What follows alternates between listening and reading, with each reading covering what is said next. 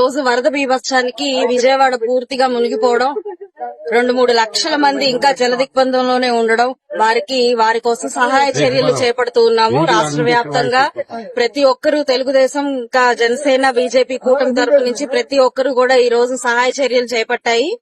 Telugu Desam party నుంచి, తెలుగు యువత నుంచి 50 మంది రాయపాటి సాయి గారి ఆధ్వర్యంలో 50 మంది సహాయ చర్యల కోసం నిమిత్తం బయలుదేరారు.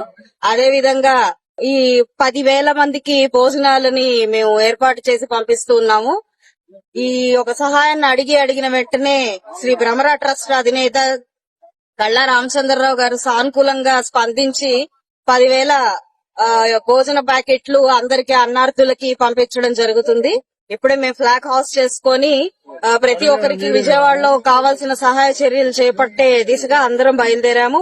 కాబట్టి ఇక్కడ ప్రతి ఒక్కరూ కూడా వారికి చేయూతను అందించడానికి సిద్ధంగా ఉన్నారు. ఎవరు ఎలాంటి భయపడాల్సిన పని లేదు. ప్రభుత్వం ఇప్పటికే సహాయ చర్యలు చేపట్టి వారి వెంటనే అండదండగా ఉంది. కాబట్టి ప్రతి ఒక్కరూ ఈ సహాయాన్ని అందిపుచ్చుకోవాలి. టోల్ ఫ్రీ నంబర్లు ఇవ్వడం జరిగింది. అవసరమైన ప్రతి ఒక్కరు కూడా టోల్ ఫ్రీ నంబర్లు కాల్ చేసి వెంటనే సత్వరమే సహాయం పొందవలసిందిగా ప్రతి ఒక్కరిని మనవి చేసుకుంటున్నాను.